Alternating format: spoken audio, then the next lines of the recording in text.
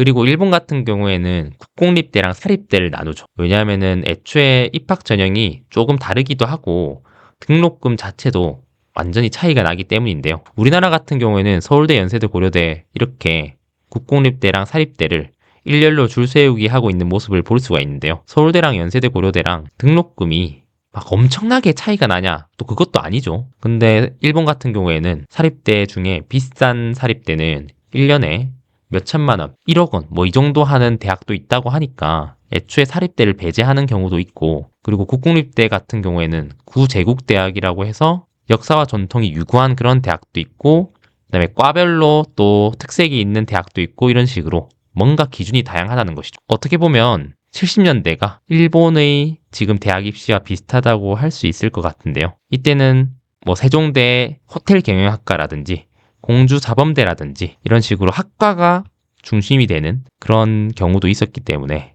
이렇게 입시 결과가 나타났다고 할 수 있겠습니다. 부산대를 36대랑 비교합니까? 말도 안 되는 소리 마십시오. 서울도 대학교 상권들은 폭망 중이다. 부산은 오히려 서면역 상권 전역 시간은 평균 유동인구 12만 명으로 전국 1위다. 상권도 양극화가 심각합니다. 이런 식으로 얘기를 하고 있죠. 한편으로 나 부산 사람인데 부산 사람들만 부산대를 연고대급으로 생각한다. 77년생인데 부산대가 그 정도 급은 아니었다. 서울서 대학 나오고 직장 다니는데 서울 사람들은 부산대는 그저 부산 사니까 간 거라고 생각한다. 카이스트 포항공대는 서울 상위권 학생들도 지원하지만 서울 상위권 학생이 부산대를 지원하진 않는다. 부산대에 대한 추억 미화할 때마다 민망스럽다. 부산대 수준은 서울 하위권 대학 정도가 맞다. 부산대랑 36대가 비교가 되나요? 당연히 부산대죠. 부산대면 아직 서울 세종대급은 된다 라고 하고, 이것도 수치죠. 저 고3 때만 해도 한양대 갈까 부산대 갈까 고민할 정도였다. 입결은 세종대가 훨씬 높다.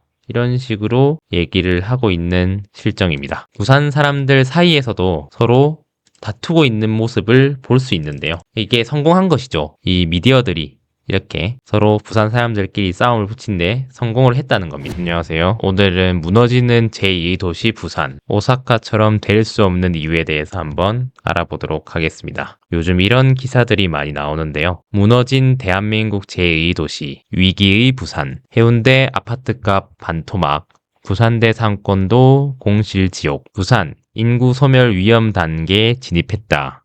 광역시 중에 최초이다. 이런 식으로 위기감이 넘치는 부산에 관한 기사들이 쏟아져 나오고 있는데요. 이것이 사실인지 아니면 과장인지, 과장이라면 어느 정도 과장이 된 것인지, 그 이유는 무엇인지 복합적으로 한번 살펴보도록 하겠습니다. 일단은 서울 부산의 지리적 위치를 보면요. 직선거리는 320km 정도 되고 KTX로는 2시간 50분, 편도 6만원에서 8만원 정도로 된다고 할 수 있겠습니다. 서울 대구는 KTX 2시간이고요. 비용은 4만원에서 6만원 정도 되더라고요. 그래서 우리나라 같은 경우에는 이렇게 도가 길지 않기 때문에 서울에서 구미까지 출퇴근하는 245km를 출근하는 직장인을 볼 수가 있었는데요. 제 지인 중에서도 부산 혹은 대구에서 대학원을 붙어서 통학을 하는 분을 보긴 했는데요. 그게 가능하냐면 가능합니다. 왜냐면은 부산에서 예를 들어서 5시 9분 차를 타면 서울역에 7시 53분에 도착하기 때문에 서울 안에서도 움직일 시간이 생기죠. 그래서 9시 출근이거나 9시 수업 시작이면 충분하다는 것이죠. 물론 새벽에 일찍 일어나는 것이 조금 피곤할 수 있겠지만 차 안에서도 기차 안에서도 쪽잠을 잘 수도 있고 영 불가능한 것은 아니라는 거죠. 물리적으로는 가능하다. 이렇게 볼 수 있겠습니다. 그리고 차도 되게 많죠. 저녁에도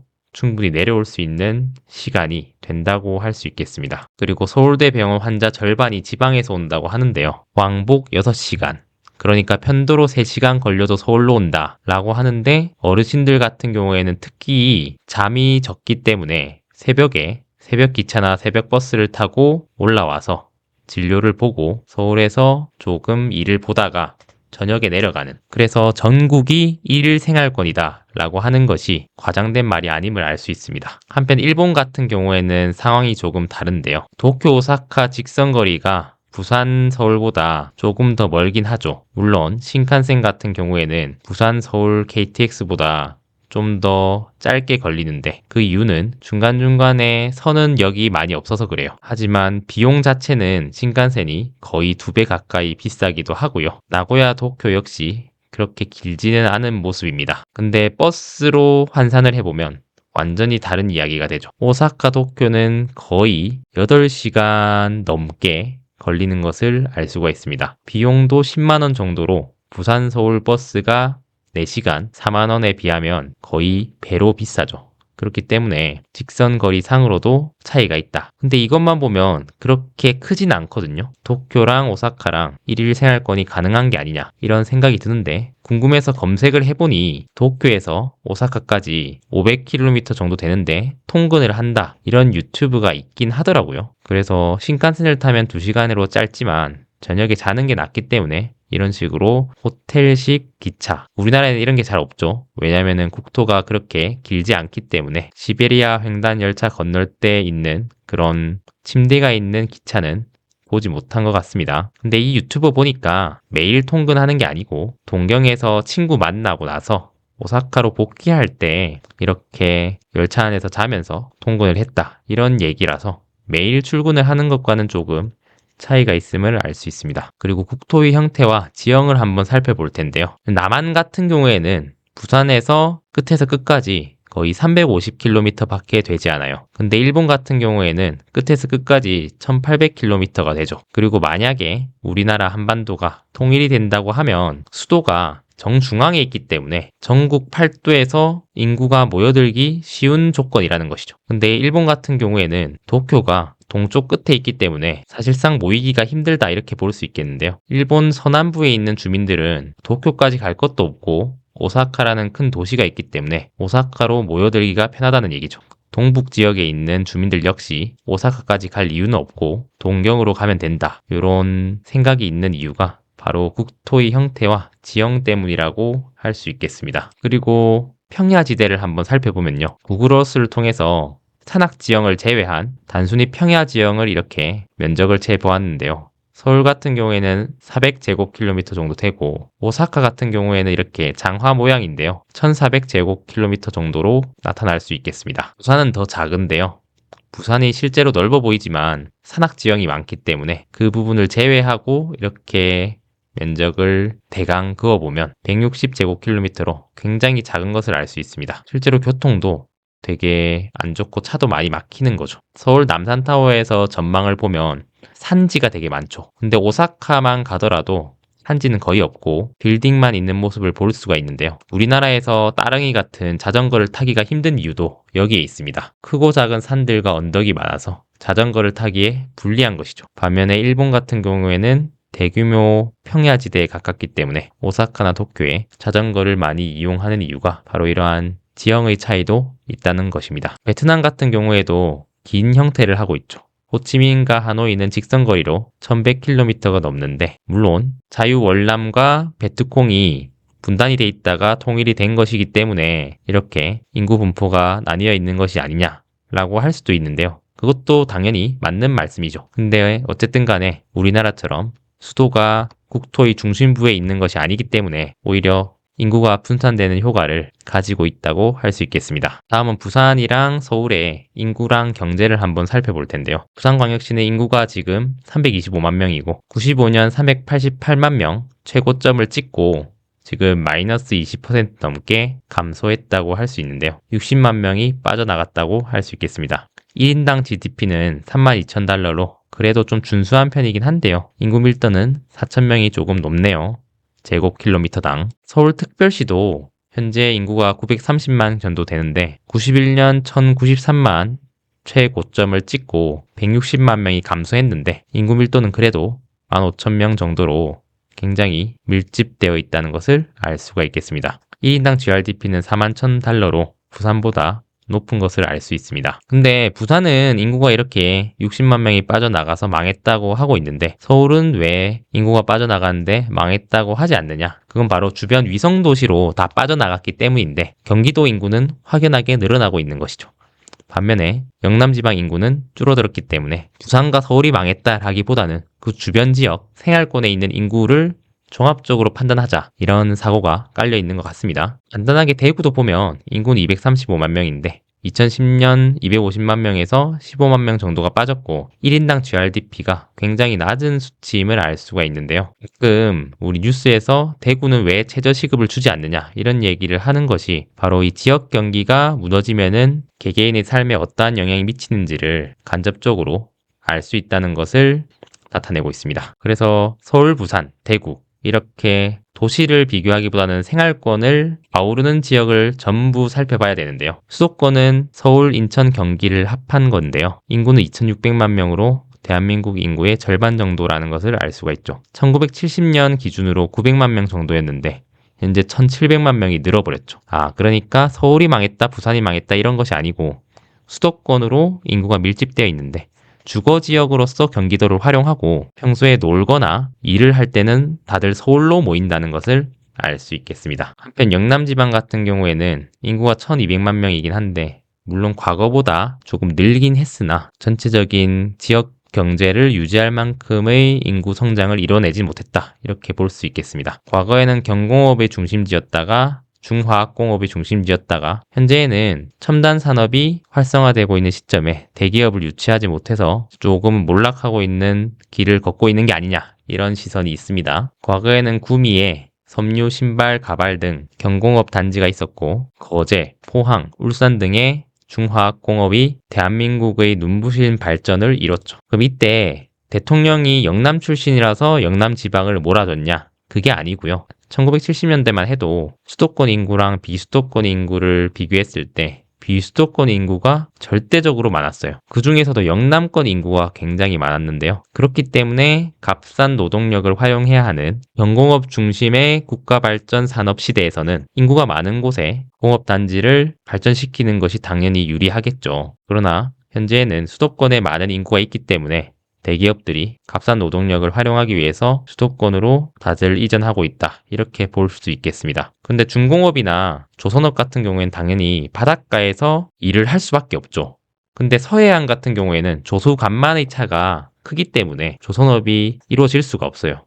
그렇기 때문에 울산에는 현대중공업이 있고 거제도에는 삼성중공업이 있는 것이죠. 근데 이것 역시 1929년에 조선소가 설립된 이래 현대중공업과 현대미포로 이어지는 대형 조선소들이 경제를 이끌어 왔는데 조선업 호황기에는 지나가는 개도 10,000원짜리 물고 다닌다는 말이 통용될 정도로 화랑을 누렸다고 했는데 현재는 그 모든 것을 중국에게 빼앗기고 있는 실적이죠. 제가 초등학교 다닐 때만 해도 조선업이 세계 1등이다 이런 얘기를 했었는데 어느 순간 그 역할은 중국에게 다 빼앗기고 말았고요. 우리나라는 점유율이 점점 하락하고 있는 것을 볼 수가 있겠습니다. 그리고 심지어 있던 회사들도 다 수도권으로 쫓아버리고 있는 실정인데요. 이 기사는 되게 유명했었죠. YK스틸이라는 회사가 부산에 있었는데 2016년부터 아파트 단지가 들어서면서 주민들이 먼지가 날리고 시끄럽다는 이유로 민원을 넣기 시작했어요. 그러니까 그것을 견디지 못한 YK스틸이 충남 당진으로 이전했는데요. 충남 당진이 수도권이냐? 논란이 있을 수 있는데 천안, 당진, 아산 여기까지 지하철 1호선이 움직이죠. 그리고 KTX도 있고요. 강원도 원주나 강원도 춘천도 수도권이냐 아니냐 이런 논란이 있긴 한데요. 어쨌든 간에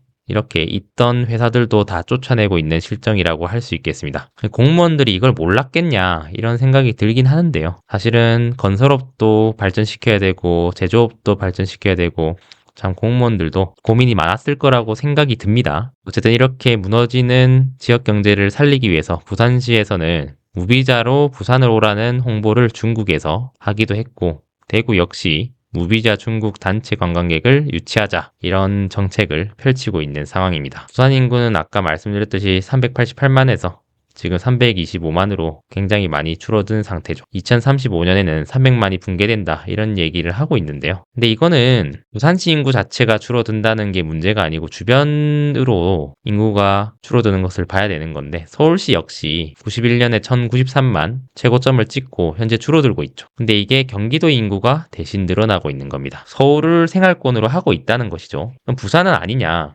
부산도 마찬가지로 김해의 인구가 늘고 있죠. 마찬가지로 양산시 인구도 계속 늘어나고 있는 추세입니다. 근데 이제 그 과거의 영광까지 복원을 하지 못하니까 망했다라고 하는 건데 망했다고 놀릴 만큼 망한 거는 아닌 것 같습니다. 그럼 이제는 일본의 오사카와 도쿄를 한번 볼 텐데요. 오사카 같은 경우에는 인구가 870만 명, 1인당 GRDP는 4만 달러로 거의 서울과 비슷하다고 할 수 있죠. 한편 도쿄는 1인당 GRDP가 7만 달러, 그리고 마찬가지로 생활권을 같이 살펴봐야 되는데요. 간사이 인구 같은 경우에는 2천만 명이 됩니다. 그리고 그 주변 지역까지 한번 살펴보면 큐슈는 1200만 명, 추고쿠는 700만 명, 시코쿠는 350만 명 정도가 되는데요. 중부 지역의 2천만 명 중 절반인 1000만 명까지 합하면 간사이, 추고쿠, 시코쿠, 큐슈 중부 지역 절반을 합치면 인구가 거의 5천만 명이 돼요. 그러니까 사실 일본의 남서부 지역을 합치면 거의 남한 인구랑 비슷하고 경제 규모도 남한이랑 비슷하다고 할 수 있어요. 그러니까 사실상 일본은 남한 두 개를 합친 거랑 비슷하다고 할 수 있겠는데요. 그러니까 굳이 남서쪽에 있는 주민들이 도쿄까지 갈 유인이 크지 않다는 겁니다. 왜냐하면 오사카만 가도 충분히 해결이 되거든요. 그것이 취업이든 결혼이든 연애든 인프라를 누리는 것이든 모든 측면에서 우리나라보다는 도쿄까지, 수도까지 갈 유인이 덜하다는 거죠. 물론 저도 모임을 하면서 어떤 일본인 여자애가 자기는 홋카이도 출신인데 도쿄에서 1년 정도 살아보고 싶다. 뭐 이런 얘기를 한 것을 들은 적이 있긴 해요. 그러니까 그런 사례가 아예 없다 이런 게 아니고 우리나라처럼 완전히 수도권 일극화 현상이 일어나는 것은 아니다. 이렇게 볼 수 있겠습니다. 그리고 도쿄 주변 지역을 한번 살펴볼 텐데요. 칸토 지방 같은 경우에는 이미 인구가 4,300만 명이에요. 이렇게 좁은 지역에 인구가 4,300만 명이 모여 있다는 겁니다. 그리고 토호쿠 지방에 800만 명,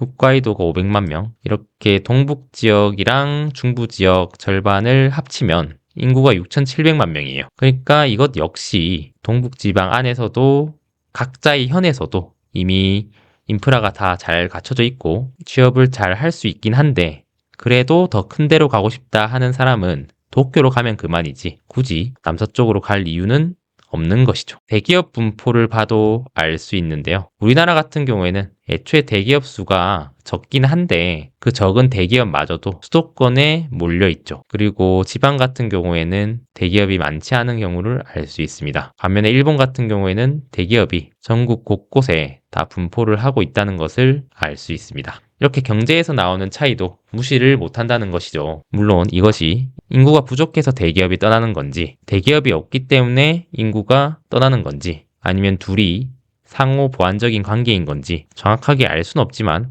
어쨌든 모든 게 다 연관되어 있다는 것을 알 수 있습니다. 그렇기 때문에 우리는 일본의 제2도시인 오사카처럼 부산을 만들자 이러는 거지 살짝은 무리일 수도 있겠다. 이런 생각이 들었습니다. 그리고 역사적인 배경도 있는데요. 일본은 막부 시대에 박현을 다양한 막부가 거느렸죠. 전국시대라고 할 수 있는데 이러니까 본인들이 다스리고 있는 영주의 특색에 따라서 굉장히 다른 생활 양식을 나타내고 있는데요. 우리나라 같은 경우에는 전국시대라고 하는 것이 사실상 없고 고려시대 이후에는 단일 국가였기 때문에 생활 양식이나 문화가 거의 비슷하다고 할 수 있죠. 그렇기 때문에 서울로 모이는 이런 현상이 더 가속화되는 거 아니냐 이런 비판을 받고 있는 겁니다. 인구 분포 가중 지도를 보더라도요. 서울 수도권이 인구를 굉장히 많이 포함하고 있다는 것을 알 수 있습니다. 부산, 대구, 울산이 그 크기에 미치지 못하는 것을 알 수 있죠. 반면에 일본 같은 경우에는 도쿄가 당연히 크긴 하지만 오사카와 나고야가 그래도 영 크기를 견주지 못할 정도는 아니며 남서부 쪽 인구도 적절하게 분포가 되어 있다라는 것을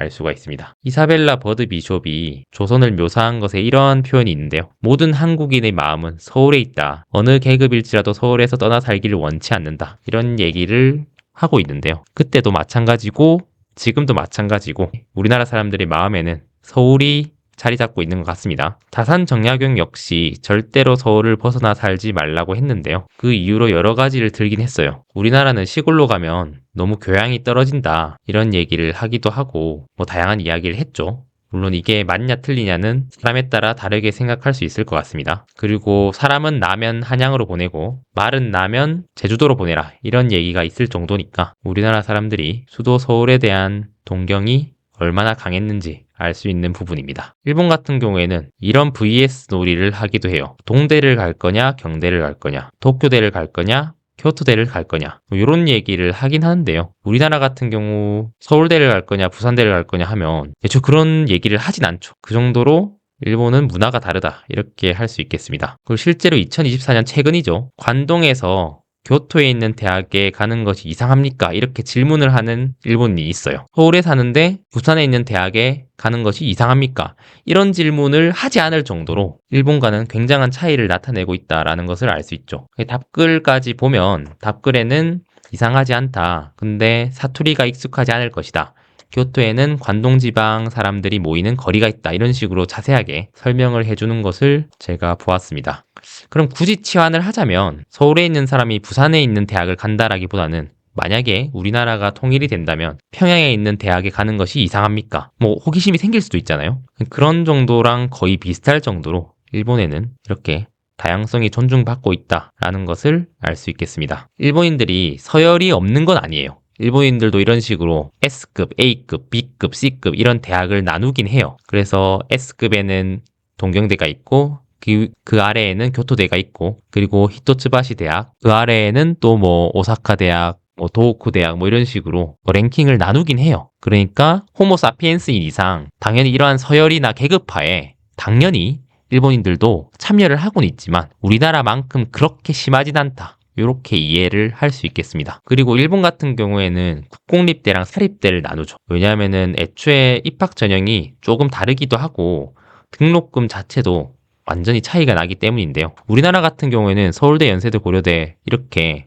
국공립대랑 사립대를 일렬로 줄 세우기 하고 있는 모습을 볼 수가 있는데요. 서울대랑 연세대, 고려대랑 등록금이 막 엄청나게 차이가 나냐? 또 그것도 아니죠. 근데 일본 같은 경우에는 사립대 중에 비싼 사립대는 1년에 몇 천만 원, 1억 원, 뭐 이 정도 하는 대학도 있다고 하니까 애초에 사립대를 배제하는 경우도 있고, 그리고 국공립대 같은 경우에는 구제국대학이라고 해서 역사와 전통이 유구한 그런 대학도 있고, 그다음에 과별로 또 특색이 있는 대학도 있고 이런 식으로 뭔가 기준이 다양하다는 것이죠. 그렇게 기준이 다양한데도 일본인들이 이렇게 일렬로 줄을 세우고 싶으니까 사립대랑 국공립대를 이렇게 같은 기준으로 놓고 줄을 세운 모습을 볼 수 있는데요. 어쨌든 우리나라보다는 좀 덜한 편이다. 이렇게 보시면 되겠습니다.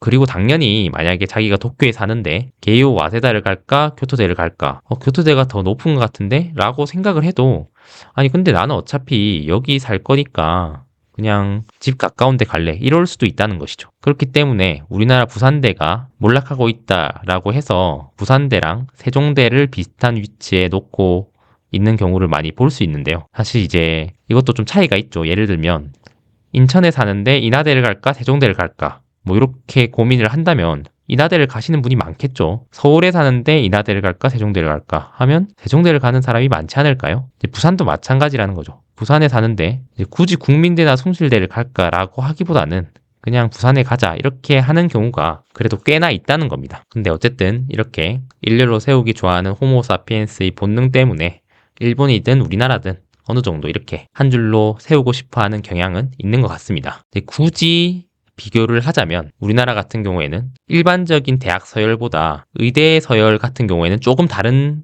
특성을 가지고 있죠. 일반적으로 일반인들이 알고 있는 대학 서열은 서연고, 서성한 이렇게 생각하죠. 여기 나와 있는 표처럼 서연고, 서한성, 중경외시 뭐 이런 식으로 생각을 하게 되는데 의대 같은 경우에는 서연성울가 물론 3, 4, 5위가 엎치락 뒤치락 하고 있긴 한데 고려대 의대보다 가톨릭대 의대나 울산대 의대가 더 좋은 곳이죠. 왜냐하면은 병원이 아산병원이나 성모병원이 좋기 때문이기도 하고요. 다양한 요인이 있다는 것이죠.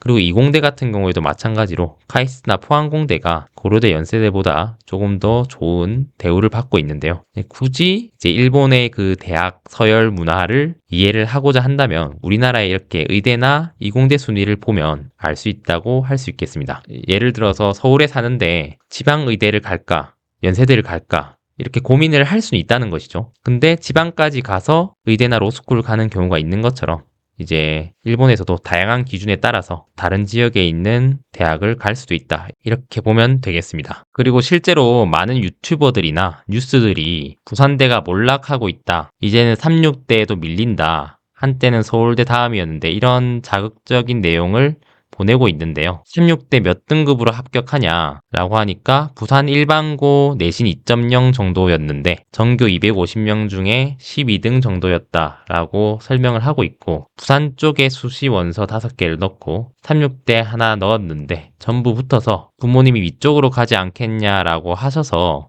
위쪽으로 왔다, 이런 식으로 설명을 하고 있는데요. 근데 이것은 약간은 시청자를 기만하는 내용이 포함될 수도 있어요. 왜냐하면 요거를 잘 살펴보면요, 옆에 있는 학생 같은 경우에는 천안 일반고라고 해서 내신이 3.67인데 등급 차이가 많이 나죠. 물론 한 명은 컴공이고 한 명은 경영이니까 그럴 수 있다라고 할 수 있지만, 그 이면을 살펴보면 부산 같은 경우에는 부산대 만약에 2.0이면 장학금을 못 받습니다. 이 정도 성적이면. 근데 36대면 이 정도면 장학금을 받았을 가능성이 높죠. 그러니까 부모님이 위쪽으로 가지 않겠냐라고 해서라기보다는 장학금을 지원해주기 때문일 수도 있는 거예요. 그러니까 보통 일반인들이 이런 것을 파악하지 못하는 것을 알고 일부러 이런 식으로 올려치기를 했을 가능성도 조금 있다고 보여집니다. 그러니까 이런 식으로 이제 갈등을 부추기는 영상이 많이 나오고 있는데요. 이분 같은 경우에도 인서울 대학 갈래, 부산대 갈래 라고 물어보면 옛날 같으면 고민도 안 하고 부산대를 갔을 것이다. 근데 지금은 고민합니다, 이런 식으로 얘기를 하는데, 이게 조금은 과장이 돼 있다라고 볼 수도 있어요. 이런 영상들을 본 누리꾼들 반응은요, 부산대를 36대랑 비교합니까? 말도 안 되는 소리 마십시오. 서울도 대학교 상권들은 폭망 중이다. 부산은 오히려 서면역 상권 저녁 시간은 평균 유동인구 12만 명으로 전국 1위다. 상권도 양극화가 심각합니다. 이런 식으로 얘기를 하고 있죠. 한편으로 나 부산 사람인데 부산 사람들만 부산대를 연고대급으로 생각한다. 77년생인데 부산대가 그 정도 급은 아니었다. 서울서 대학 나오고 직장 다니는데 서울 사람들은 부산대는 그저 부산 사니까 간 거라고 생각한다. 카이스트 포항공대는 서울 상위권 학생들도 지원하지만 서울 상위권 학생이 부산대를 지원하진 않는다. 부산대에 대한 추억 미화할 때마다 민망스럽다. 부산대 수준은 서울 하위권 대학 정도가 맞다. 이렇게 부산 사람들 사이에서도 서로 다투고 있는 모습을 볼 수 있는데요. 이게 성공한 것이죠. 이 미디어들이 이렇게 서로 부산 사람들끼리 싸움을 붙인데 성공을 했다는 겁니다. 부산대랑 36대가 비교가 되나요? 당연히 부산대죠. 부산대면 아직 서울 세종대급은 된다라고 하고, 이것도 수치죠. 저 고3 때만 해도 한양대 갈까 부산대 갈까 고민할 정도였다. 입결은 세종대가 훨씬 높다. 이런 식으로 얘기를 하고 있는 실정입니다. 실제로 보면 부산대랑 세종대랑 비슷하게 묶어놓은 경우가 있긴 한데, 아까 말씀드렸듯이 이거는 사는 지역에 따라도 좀 차이가 있어요. 그러니까 이 사람 말이 어느 정도 맞는 말이긴 한데요. 부산대를 연고대급으로 생각하지 않아요, 부산 사람들도. 네. 그러니까 이제 이런 식으로 기준이 모호하니까 이렇게 다투고 있는 모습을 볼 수 있는데요. 저도 13학번이었는데 제 친구 중에서도 스카이 대학 노리다가 잘 안 되면 그냥 부산대 가서 전액 장학금 받고 재학 중에 회계사 시험 합격하신 분도 계신데, 지금 같은 경우에는 사실 좀 더 커트라인이 내려간 면은 있습니다, 확실히. 어쨌든 간에 옛날에 그 명성을 찾지 못하는 건 맞는 것 같습니다. 76년도 입시 결과를 보면요, 1위가 서울대, 2위가 연세대, 3위가 이화여대, 4위가 항공대, 5위가 가톨릭대, 6위가 부산대, 7위가 고려대, 이런 식으로 돼 있는 것을 볼 수 있는데요. 그러니까 요즘에 중경외시 라인이 이화여대다 라고 하는 걸 보면 이화여대도 과거의 영광을 찾지 못하고 있는 상황이라고 할 수는 있겠는데요. 그리고 밑에 보면 공주사범대도 있고 경북대도 있고, 이런 식으로 어떻게 보면 70년대가 일본의 지금 대학 입시와 비슷하다고 할 수 있을 것 같은데요. 이때는 뭐 세종대 호텔 경영학과라든지 공주사범대라든지 이런 식으로 학과가 중심이 되는 그런 경우도 있었기 때문에 이렇게 입시 결과가 나타났다고 할 수 있겠습니다. 무너진 대한민국 제2도시, 이런 식으로 설명을 하고 있지만 실제로 장기 체류하는 청년 외국인들이 늘어나고 있기도 하고, 젊은 20, 30대 외국인 숫자가 과거보다 점점 더 늘어나고 있는 모습을 볼 수가 있겠습니다. 모임에서 만난 일본인도 서울보다 부산이 좋다라고 해서 부산으로 내려간 경우를 봤는데요. 그러니까 과거의 영광만큼 누리지 못해서 망한 거지 완전히 몰락하고 망했다, 이렇게 보기에는 조금 힘든 면이 있습니다. 오히려 서울 같은 경우에도 가로수길 공실률이 40%에 육박한다든지 신촌 대학가들이 공실 지옥이다 이런 뉴스들이 있는데요. 그렇기 때문에 뭐 꼭 서울이 망했다, 부산이 망했다 이렇게 서로를 깎아내리기보다는 어떻게 하면 더 발전할 수 있을까를 모색하는 것이 좋다고 할 수 있겠습니다. 그래서 한일 해저터널 얘기가 항상 나오다가 들어가게 되는데요. 한일 해저터널을 하게 되면 우리나라 부산은 그냥 거쳐 지나가는 역할에 불과하게 된다. 이런 얘기를 하고 있는데요. 근데 그럴 게 없는 게 애초에 북쪽으로는 북한이 막혀 있기 때문에 거쳐 가는 것만으로 해도 관광객이 늘면 더 좋죠. 아까처럼 중국인 무비자 단체 관광객들을 받고 있는 실정에 이렇게라도 관광객이 늘면 좋은 것이죠. 실제로 한국은 일본으로 해외여행을 제일 많이 가고 일본은 한국으로 해외여행을 제일 많이 가죠. 그 돈이면 일본 간다. 이런 얘기가 팽배해 있죠. 근데 일본도 마찬가지입니다. 오키나와에 여행을 갈까? 한국에 여행을 갈까? 어느 쪽이 더 쌉니까? 라고 물어보고 있죠. 비교적 원화가 싸서 호텔에 머물 거면 한국 여행이 더 싸다. 그러니까 서로서로 그 돈이면 일본 가지, 그 돈이면 한국 가지 이러고 있다는 것이죠. 그래서 그것이 꼭 해저터널 같은 걸 뚫는 게 꼭 나쁜 건 아닌 것 같은데 어쨌든 더 무너지지 않을 그런 방안들을 찾아야 되겠다라고 할 수 있겠습니다. 네, 오늘은 무너지는 제2도시 부산, 오사카처럼 될 수 없는 이유에 대해서 한번 알아보았는데요. 실제로 알아보니까 부산이 완전히 폭망했다 이런 것이 아니고요. 과거의 영광에 비해서 쇠락하고 있다 이 정도로 파악을 하시면 될 것 같고 그렇다고 오사카처럼 굳건하게 일본의 제2도시를 유지할 것이냐 그것과는 상당히 거리가 멀다라는 것을 지형적 특색이라든지 문화, 경제, 국토의 형태 이런 것들로 알아보았습니다. 여러분들 생각은 어떠하신가요? 댓글로 남겨주세요. 감사합니다.